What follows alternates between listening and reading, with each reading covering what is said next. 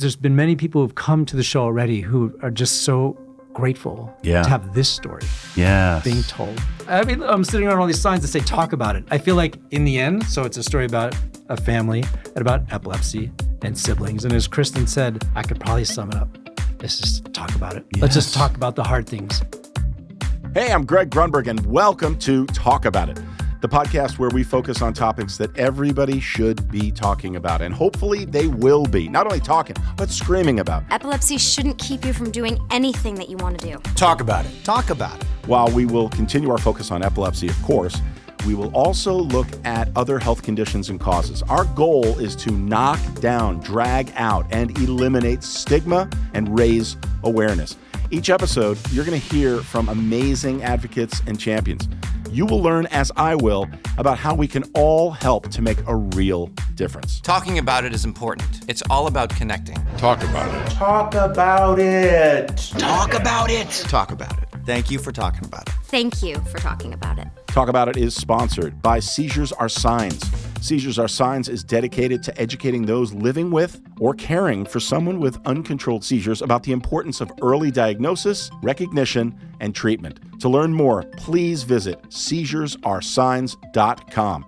Seizures Are Signs is made available by Jazz Pharmaceuticals. All right, so let's jump right into this episode of Talk About It.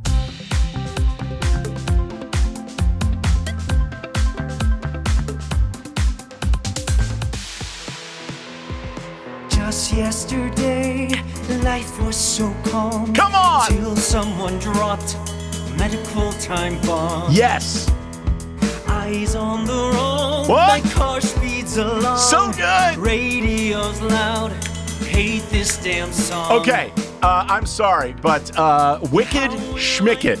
This is the musical that you should be paying attention to. It's All Your Fault, Tyler Price. This is such a great musical. It educates, it entertains, it's really funny. The songs are so great. They're available. You can listen to them now. Listen to the whole album. Go see the show. It's at the Hudson Theater in LA. And yes, we have the two geniuses behind this. They're both award-winning, whatever. Kristin Hanggi and Ben Decter. They're on this episode of Talk About It, and I can't wait. All that and more on this episode of Talk About It. Now I know why I'm not in the musical. Just go to the episode. First question I have is, why am I not in this musical? This is, by the way, everybody, we know so many people in common. We have so many mutual friends. You guys are like literally changing the way that we educate, entertain. It's edutainment. I don't know what you want to call it. Congratulations on the success already of your musical. So can I just let's just start. How the hell did this happen? Like, when did this happen? I know the story because you and I know each other and everything, but this podcast is called Talk About It, and you guys have gone one step further and said, let's sing about it. Yeah, which is kind of, I feel like the story within the musical is the story also that follows the 17 years we've been working on it, which was me. 17 years? Yeah. You guys are lazy. Let's just call it what it is. Really lazy. Like, what? Oh my God. 17 years. Yeah. So has it been starts and stops along the way? Right. So Ben and I both have other projects and things that we work about. Yeah, but huge things. Yeah. We met in 2007, and there was a producer who had heard some of Ben's songs. And he said, I think there's something here. I want you to meet this composer, Ben Decter. And we had dinner, and Ben told me the story of his family. And as he told me, I could just feel my heart in my chest. Mm-hmm. I was like holding back the tears at dinner. And I was so moved by his family and the love in his family. Yeah. And everything that he and his wife did for their daughter. And then I heard the songs, and I was so transformed by the music that I said, okay, let's figure out how to tell this story. I love this. And you guys met on a project? Were you working on a project together or just a mutual friend? Just through this mutual producer friend. Yeah. Oh, wow. Yeah. And Kristin did warn me at the time that it might take 7 years to get this together. I didn't say Seriously? 17. Go figure. She said 7. I said, what I know about doing a musical is it always takes longer than you think it will. Right. And it's a little bit like getting married. we're going to go on this journey together. Yeah. And it's not easy. And there's going to be ups and there's going to be downs. And then so throughout the process, because we were like, how do you do a musical about a family struggling with epilepsy? How do we make this work? In our first incarnations, we told it from the parents' point of view, and it was really intense. Yeah. It was a lot. And so we were figuring out, how do we make this digestible to an audience? Yeah. And then when we found the way in through a sibling and we said, oh, it's going to be the little brother's point of view. Yeah. All of a sudden, it gave us this humor and innocence and relatability, by the way, too. Everybody can relate to this. Was it a part of the original show and you were like, wait a minute, this is our conduit? It was very much so. So at the original show, it was always had the family, the brother, the kid brother, his sister, who was the one with the catastrophic epilepsy, and the mom and dad. And it had the mom and dad with their band. Because that was part of the story in the original version. And in our first workshop, which was in New York about 15 years ago, we actually had my son playing the role of the brother and my wife playing the role of the mom. It's been a very, what's the word, like a meta sort of surreal experience all the way. So now in our first production, my son is now 25 and now he's playing guitar in the onstage band. That's pretty great. So there's a lot happening. So you had to say to your son, you're too old. We're going younger. You aged out of your own story. Sorry. He's like, why did it take 17 years? That's hilarious. Yeah. All right, let's just go back to, hear the origin story of, how your daughter, when she had epilepsy, because everybody's curious about that. Like, I've told my story over and over again. Jake started having seizures when he was 7. So before then, it was like, no, nothing at all. And then all of a sudden, it was like, anything wrong? And we told the doctor. He was kind of staring out the window. Like when we were talking to him, he would and the opposite seizures were happening. And then it just snowballed from there. What is the family history? So the family history was the sort of magical first year. And Jackie and I, for the first time as young parents, I think I was 27, had a baby. And we had this idea to go on our first ever trip. And we went to Italy. And it was magical. Like everything, we didn't even know we could hope for it because it was so above and beyond. Like we couldn't walk down the street without someone putting out their arms, insisting to hold the baby. We couldn't walk into a restaurant without the maitre d' saying, I'll hold the baby, you two eat. It's pretty different than our experience here with babies. Yeah. Here it's like, can you keep the baby down? But I mean, you're right. It's very different. Like, okay, so everybody. It's really different. So we had that magical time. Yeah. And then when she was 16 months was the time, as we dramatized in the show, where for the first time my wife said, she should have a few words by now. She never looks at me in the eye. I don't think she's tracking objects that are passing in front of her. And I sort of wanted to I think it's fine. Yeah. But, we ended up taking her to see, in a very Hollywood way, Dr. Fleiss, who's Heidi Fleiss's dad, which was interesting at that time because she was going through her own stories, right? As it were. Is that how you met Heidi? Yeah. Anyway, go ahead. Sorry. But he said, I think she might be having absence seizures. But to be sure. And he's just a general. Yeah, he's just a general pediatrician. So we went to Children's Hospital. And in my memory, within hours, it was, we had the EEG printout, and it was a disaster. I'm not a doctor, but you don't have to have the training to look at that EEG and know, like, ooh, that's bad. Right. And then she was diagnosed with something called infantile spasms. Yep. And our doctor said, when we said, well, what would you do if you were us? She said, I'd drive down to Mexico. You can go to Canada or Mexico. The drug I'm recommending is not approved for use here in the U.S. Wow. Okay. So I drove down to Tijuana and found the medicine, came back, and within 10 days, the seizures had stopped. And we thought, whew. Okay. You got close call. Yeah. Close. The golden ticket. Unbelievable. And we had another child, got a house, and we just thought this would be a period of time that would be in the rearview mirror. And 2 years later, they came back. And they came back with a vengeance. And then we tried the same medicine we had tried 2 years earlier, didn't work. And then we were on that roller coaster of all kinds of medicines, all kind of alternative therapies. Yeah. And we were just deep in it. And I didn't want to talk about it. So my approach, not intentional, was just to sort of shut it down. And is she developmentally delayed? Is she like struggling? Because like Jake, the medicines are designed to slow your synapse down, right? So Jake doesn't present. Like you meet him and you go, oh, yeah, what a great kid, and whatever. And then you start having conversation. And you're like, oh, yeah. And he'll tell you, it's like recall is harder and all that stuff. But the alternative is a seizure. So, what are you going to do? So in her case, it was hard. I think a lot of things were hard. I felt like we were just in a different universe. So the kids at our local hippy-dippy preschool would be off playing in the yard or playing in the sandbox, and she'd be off in a drum circle. Exactly. And they were all writing musicals of their own. Writing musicals. In fact, there was so much music going on, but she would be like way off in the recesses collecting snails. I'd be like, huh. And that's just where we were. We were just on a different planet. Coming up on Talk About It. That's how we talk to each other. We'll just say, well, that thing you're playing, wait, what would happen if you play that a little higher, wait a little slower? He feels so deeply and then interprets it into song. I love structure. So then I would go, we need that here, we need that over here. So that's kind of how our collaboration would work back and forth. Okay, by the way, this is a great transition because I just want to run the snail song because it's really good.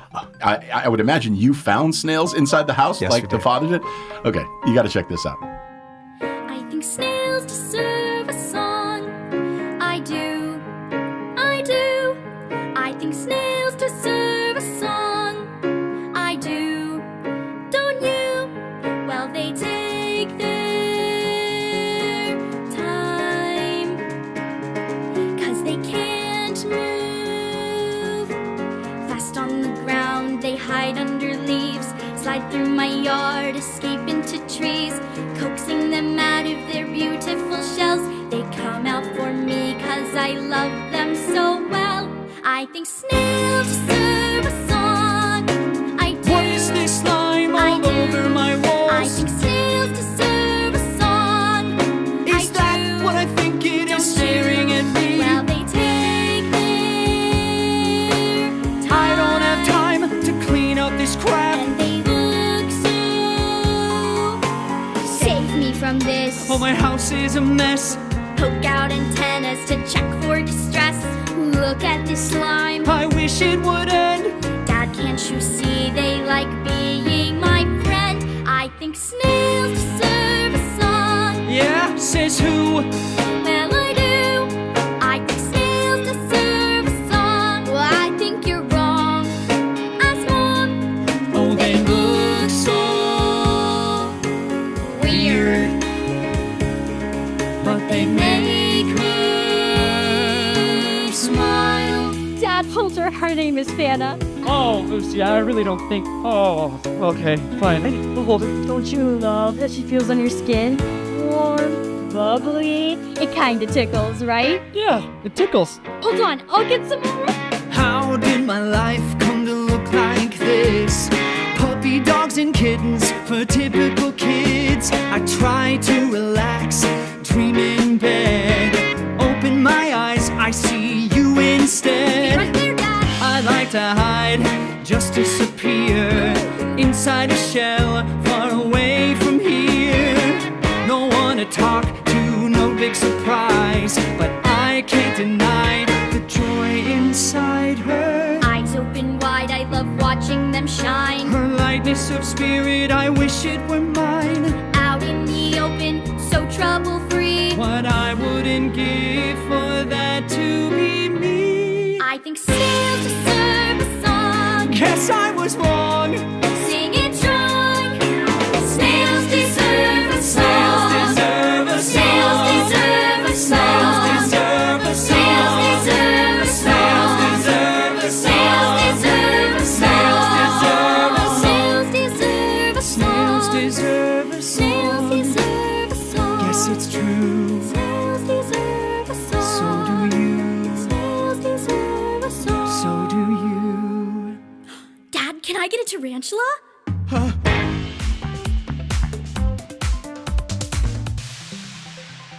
I just love that song, and there's so many others.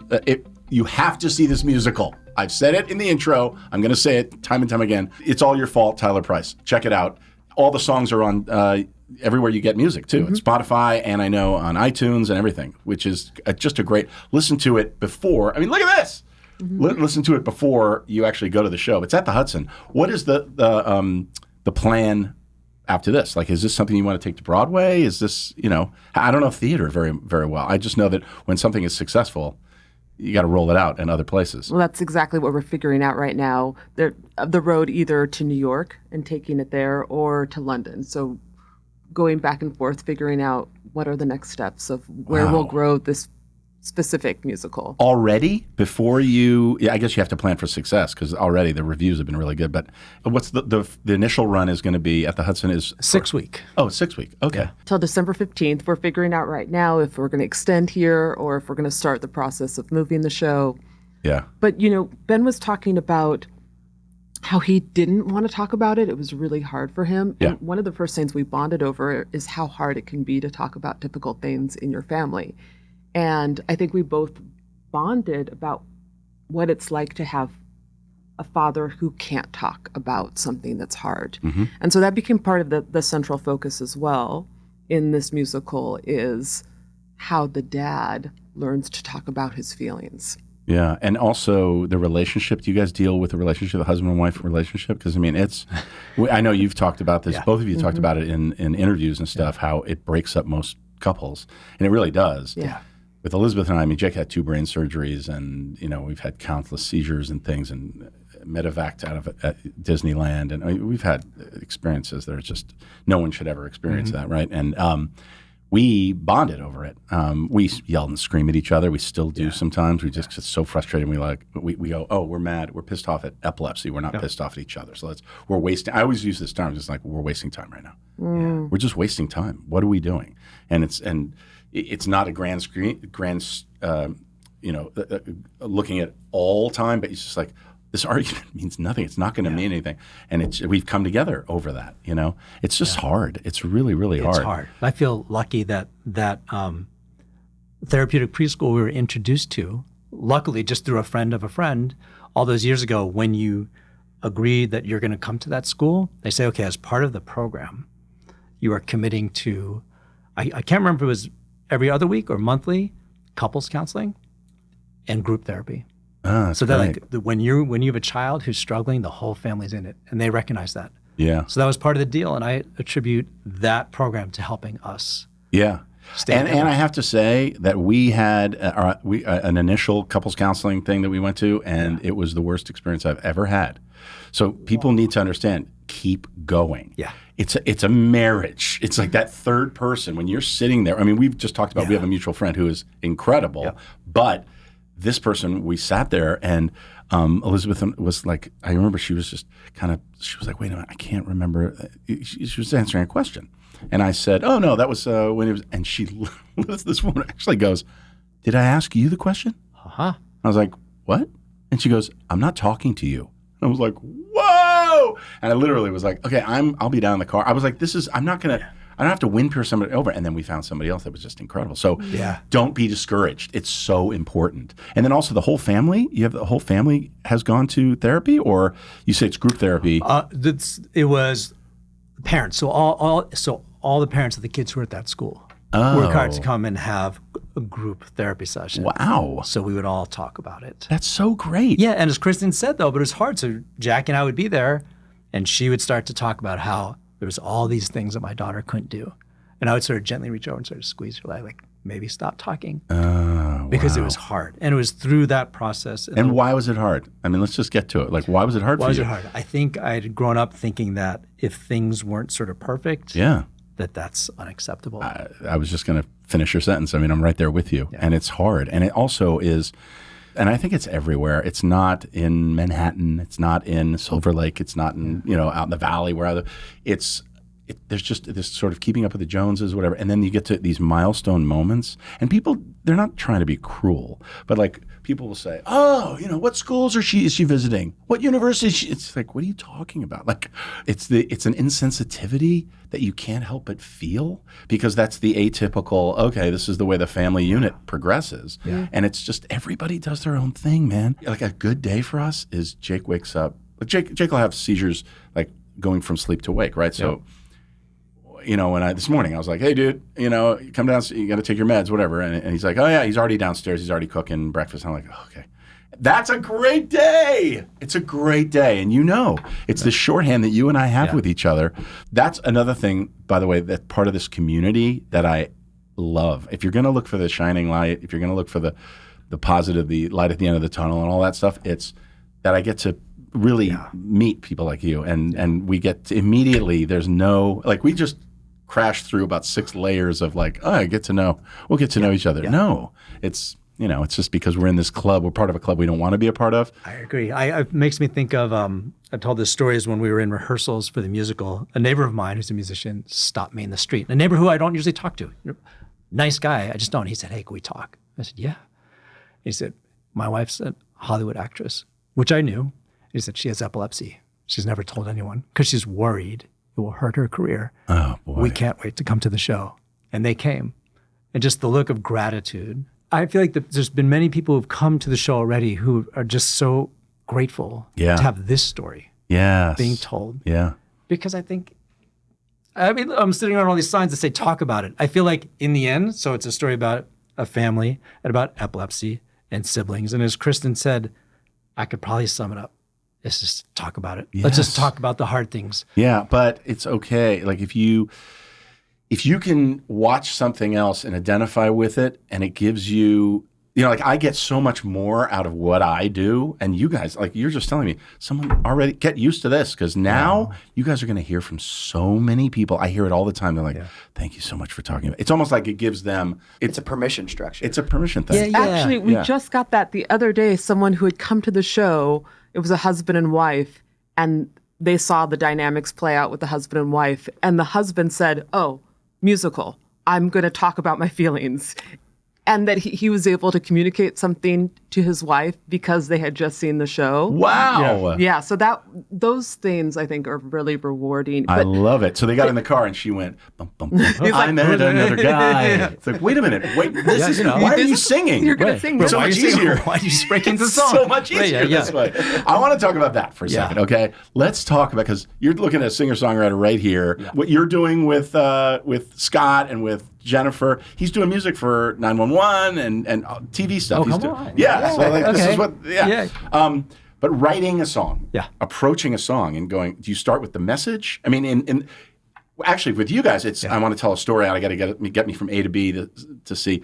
But what's the hook?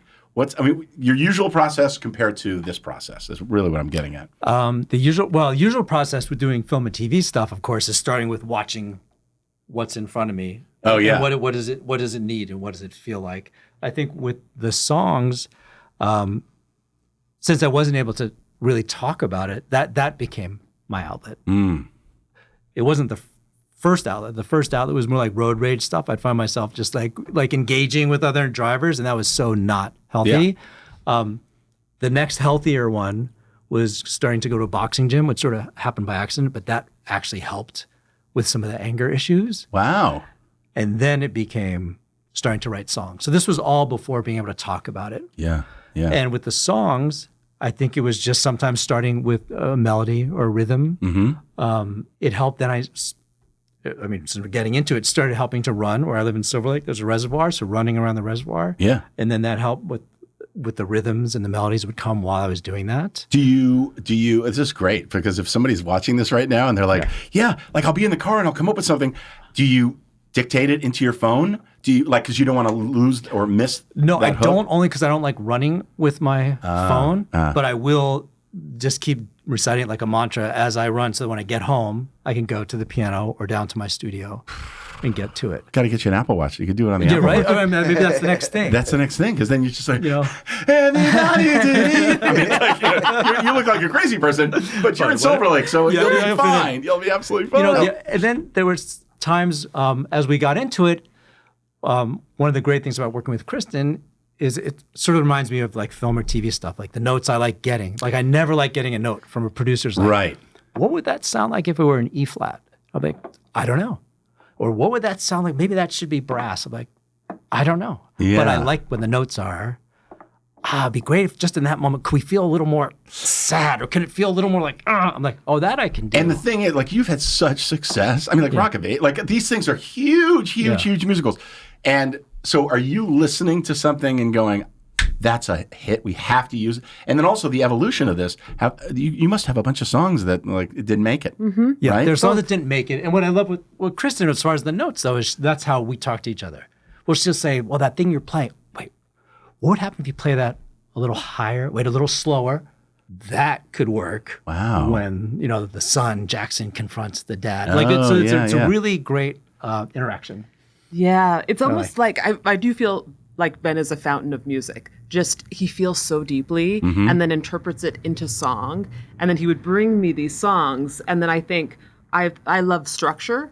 So then I would go, okay, we need that here. We need that over here. So that's kind of how our collaboration would work back and forth. And then when you workshop it, you're like, there's certain music, I don't know, if it doesn't, I hate to use the word organic, but if it doesn't feel organic, if there's all of a sudden they're breaking into song just to break into song, you're like, but to deal with an emotion, like I can't wait to see the show because I feel like frustration can, you come out and sing it, get that emotion out, or a whisper, or I'm hiding a feeling, or whatever. I mean, this was so right. You guys must be looking at this going, I can't believe it's like, this should have been done years and years. I mean, I've been working on it for years. We can't believe, we are. It should have been done 17 years. 17 years ago, this would hit so many. Coming up on Talk About It. We've learned so much about that. I mean, there's things I didn't even know that show up. Like, I didn't know how common it was. For real. I didn't know it was the 1 in 26. I didn't know 1 in 10 of us will have a seizure. Yeah. So we've been learning a lot. Okay, great interview. We're getting back to it. There's so much more. Huge thing at the end. You're going to love the rest of the episode. I just wanted to break out, though, and say that this has been done before. Not in the world of epilepsy, but in using a subject matter that would normally be a doom and gloom subject matter and entertaining. That's what we do here. Talk about it. Yes, this is horrible. I wouldn't wish epilepsy on anybody, but this community that has come together and embraced is exactly what we embrace here. We talk about the incredible people like that. And by the way, it has been done before. Dear Evan Hansen, another incredible musical. Check that out. Next to Normal. This is another musical, another a Broadway show that you need to see, and it deals with similar subject matter and how to dance in Ohio. These are probably traveling around the country, but check them all out. Dear Evan Hansen, Next to Normal, How to Dance in Ohio. Let's get back to It's All Your Fault, Tyler Price. I just think it's exciting that you guys get to do what you love to do, and you're really making a difference. I mean, you really are. Like, and it's just it hasn't even started. It hasn't even started. And I know a lot of people have already called me, but I mean, it's going to happen. I feel like at the beginning. I think that's something I'm trying to embrace. We talked about this. Like, as far along as we get, it always feels like we're at the beginning. And instead of thinking that as, when will that ever change? I think I'm trying to embrace that idea. Yeah. Of like, oh, what a nice thing to always feel like you're at the beginning. Yeah. It's exciting. Are you guys doing KTLA Morning News? We did. Oh, you did it already? We did it on Saturday. There we are. Look, that's us. We just did KCRW with Madeline Brand. How tickets have to be? Tickets have been, I think it's been going pretty great. It's been, I was going to say, are there tickets left? Well, we only have 3 weekends left at this point. Yeah. And we might extend. So, if we can get the word really moving. There's a song in the show called Everyone Struggles with Something. And I do think that for all families have something that is just so hard to get through. That's what I was saying is I keep saying this. I was like, everybody's got something. And Jake, he did a video where he's like, everybody's got something. And if you say you don't, you're lying, which is what he says, right? Kathy, our mutual friend, called me and she was like, there's a song. I forgot what it's exactly the words. I was like, everybody's got something? And she's like, yeah, it's almost that. Like she could, the wording, exactly the wording, but she's like, that song hit her. Because they have a special needs child, and we know that. But it just moves everybody. That's what I am saying. If you are watching this, if you're listening to this, and you think, oh, okay, well, I mean, if you're watching this and you're not familiar with the epilepsy community, how'd you get here? but welcome. But I mean, you don't have to be affected by epilepsy and as we know, everybody is. But it's going to be a nice reaction. Well, we've learned so much about that. I mean, there's things I didn't even know that show up. Like, I didn't know how common it was. for real. I didn't know it was the 1 in 26. I didn't know 1 in 10 of us will have a seizure. Yeah. So we've been learning a lot. Yeah. How about, like, do you think the show is still going to be changing? Like, how does it work with musical theater? Like, or theater in general? Because I know that you know, my friends, like I spent some time with Lin-Manuel in New York, and when we were shooting Star Wars, I got to meet him, and I was like, oh my God, I'm sure you guys know him. Yeah. What a sweetheart, and so brilliant. So there was one night that we had dinner, and then we walked, you know, whatever, an hour back to our hotel, and I was like, just picking his brain and talking to him and everything, and I'm like, does it ever change? He's like, oh no, it always evolves, right? Little moments and things. It's alive. It's alive. Yeah. And so every night is different. And then also the audience is different, though. The audience is so they react different. Yeah. I have so much fun. There's a lot of comedy in the show. Yeah. Watching how the actors deliver lines differently and then get to different reactions and then keep workshopping moments. Yeah. And then since this is our first production, we're taking notes of things we'll change for the next production. So, for example, Rock of Ages had 5 productions on its way to Broadway. So actually, the Broadway production was its 5th. Yes. Wow. That's crazy. And it keeps evolving. In fact, I think that's how a show learns how to be what it is. Yeah. Is it needs a chance to find itself. And for us to watch it and go, okay, where is it working? Where does it... But don't you also have to be open to that? I mean, I would imagine, like, you're like, wow, the audience just didn't get it, didn't laugh at those moments that we thought they were going to laugh at. You know, what the hell with them? They don't know. They didn't get what we, you know. But you have to look at it and go, wait, maybe the setup wasn't right, or maybe it took too long, or the hammock from this joke all the way to here was too long, or whatever. Yeah. I mean, it's like anything else. And sometimes you change one thing, and then it totally works, and then that is exhilarating to find it. That's the fun of live theater, right? I love it. Yeah. Talk to me about your cast. How did you find this cast? Well, that was an interesting story, the whole casting process. Being in Hollywood, I reached out to a woman who casts big Hollywood films, who's a friend, I thought that would be fun if she cast it. She said, I don't do that. Like, I don't know that world. Sarah Finn. Oh, yeah, of course. So I said, and Sarah said, but let me ask my team, put together a name of casting directors we think would be great.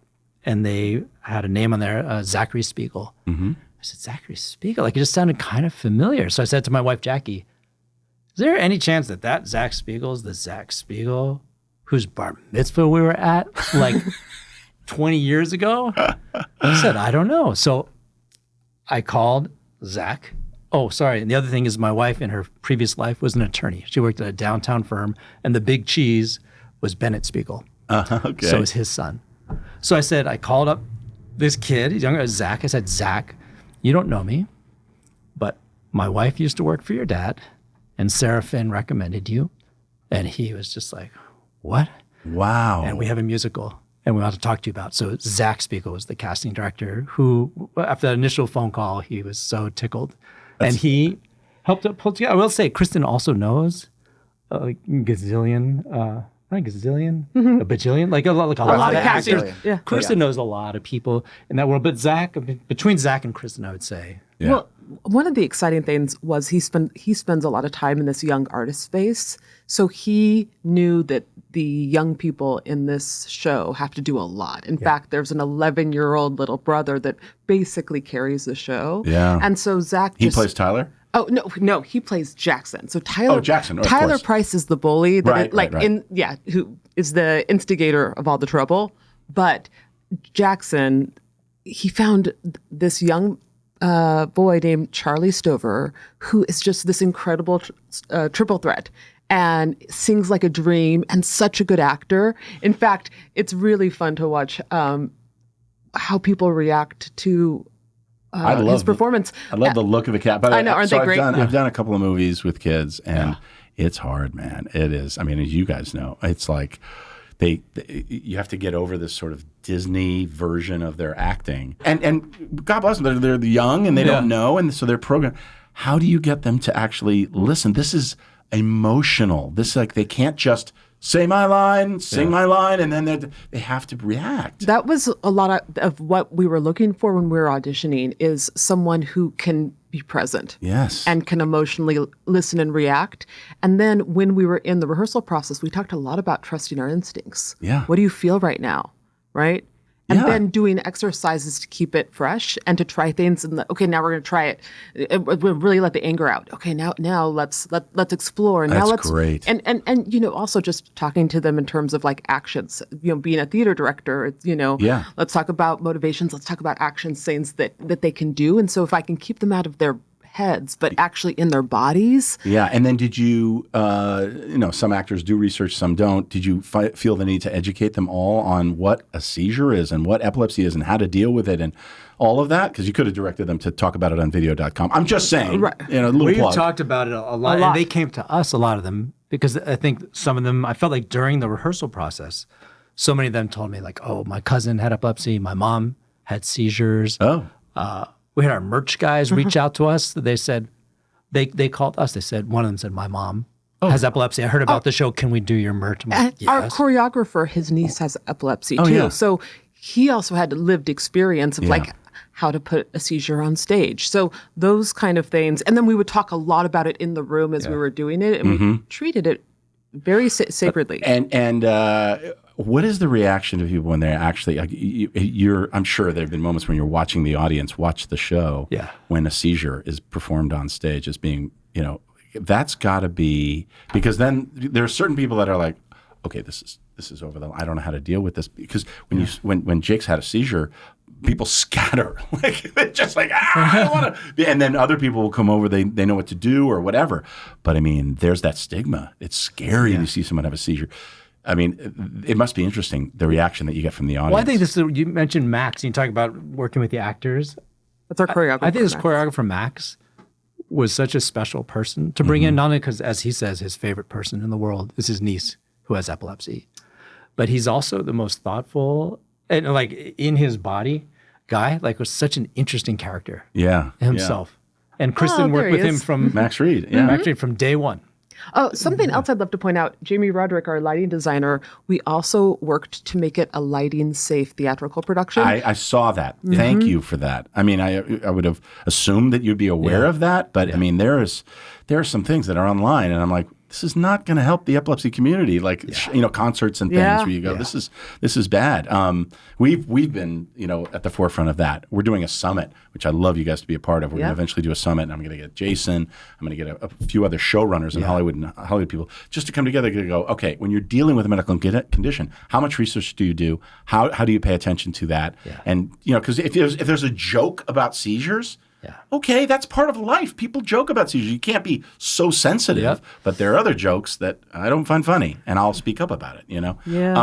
Okay, we could do this for another 5 hours. Easy. If you have to go see this, you have to listen to it, download it.